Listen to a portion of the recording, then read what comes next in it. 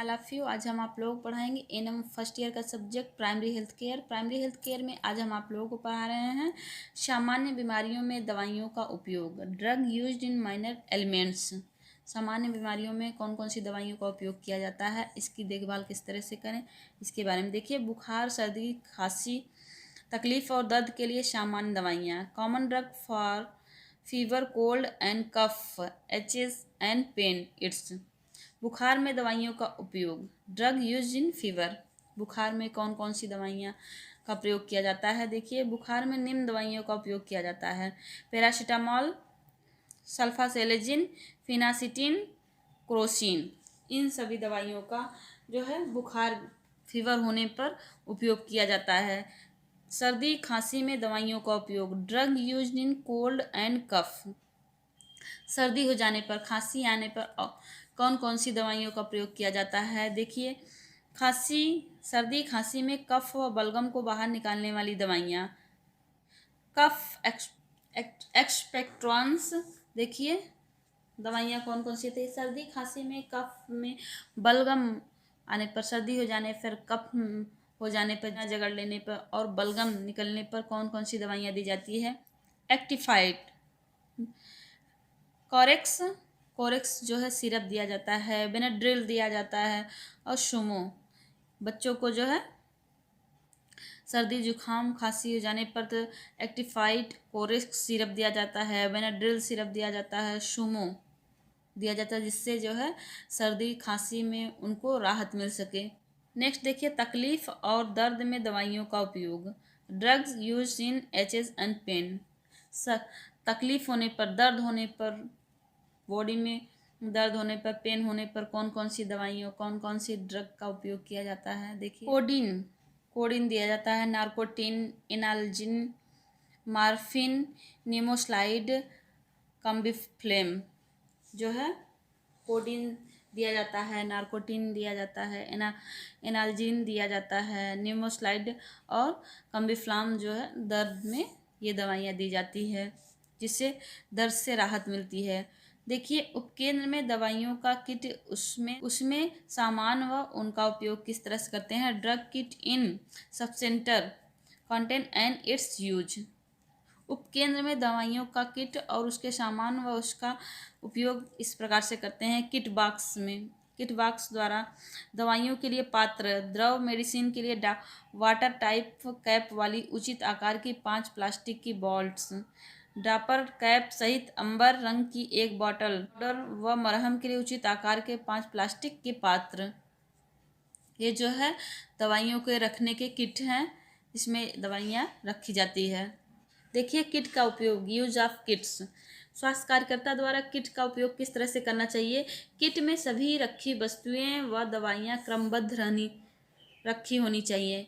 Kit का उपयोग इस तरह से करना चाहिए कि उसमें जो रखी हुई वस्तुएं व दवाइयाँ होती हैं वह क्रमबद्ध हो। किट में कोई भी सामान निकालने से पहले हाथ को साफ करना चाहिए। किट को जो है बच्चों और जानवरों से दूर रखना चाहिए। स्वास्थ्य कार्यकर्ता द्वारा यह ध्यान दिया जाता है कि किट को बच्चों व जो पालतू जानवर हैं उससे यह दूर रहे। किट को हमेशा साफ स्थान पर रखना चाहिए। स्वास्थ्य कार्यकर्ता द्वारा यह ध्यान देना चाहिए कि किट जो है हमेशा साफ स्थान पर रखते हैं। किट को ले जाते समय प्रतिदिन उसमें रखी चीज़ों को चेक करना चाहिए। किट को ले जाते समय, अपने साथ ले जाते समय वह अपने उसमें रखी जो वस्तुएं हैं उसे ध्यान से देख लें, चेक कर लें कि सभी वस्तुएं हैं कि नहीं हैं। दवाइयाँ खराब होने व अवधि पार को बाहर निकाल कर फेंकना चाहिए।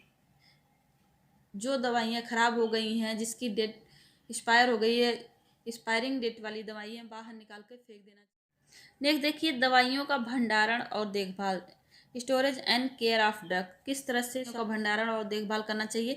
दवाइयों का भंडारण और दवाई की देखभाल निम्न प्रकार करनी चाहिए।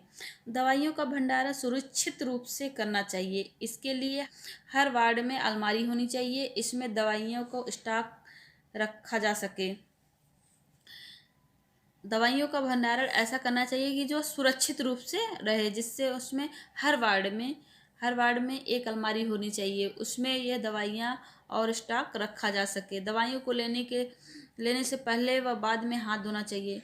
लोगों को यह बताना चाहिए कि दवाई लेने से पहले और बाद में हाथ धो लें, हाथ साफ रखें। दवाइयाँ जिस कमरे में हो वहाँ प्रकाश की उचित व्यवस्था होनी चाहिए। दवाई जिस स्थान पर रखी जाए, जिस कमरे में रखी जाए, वहाँ उचित प्रकाश की व्यवस्था होनी चाहिए, वहाँ रोशनी आती जाती रहे। दवाइयों को जमा कर रखना चाहिए। गोलियां, कैप्सूल व सिरप को अलग अलग रखना चाहिए। दवाई को जमा कर रखनी चाहिए। जो गोलियां वाली दवाई होती है और गोलियां, कैप्सूल वाली दवाई और सिरप, ये सभी को अलग अलग रखना चाहिए। विषैली दवाइयों को अलग अलमारी व बंद करके रखना चाहिए जिससे कोई उसे छू ना सके। दवाइयों को रजिस्टर में लिख कर रखना चाहिए। दवाइयों का जब भंडारण किया जाता है तो उसे रजिस्टर में लिख देना चाहिए कि कौन कौन सी दवाइयाँ रखी गई है। दवाइयों को एक्सपायरी तारीख को चेक करते रखना चाहिए। एक्सपायरी वाली दवाइयों को अलमारी से हटा देनी चाहिए। एक्सपायरी डेट, जिसकी अवधि, जिसकी तिथि, जो दवाई एक्सपायर हो गई है, एक्सपायरी हो गई है, उसे जो है अलमारी से निकाल के फेंक देना चाहिए। वे दवाइयाँ जो कमरे के तापमान पर ख़राब हो जाती हैं उन्हें फ्रिज में रखना चाहिए, जैसे वैक्सीन, इंसुलिन, एंटीबायोटिक्स इत्यादि। जो दवाइयाँ कमरे के तापमान से ख़राब हो जाती हैं उसे जो है फ्रिज में रखना चाहिए। नेक्स्ट देखिए, दवाइयों की लिस्ट अलमारी पर चिपका कर रखना चाहिए।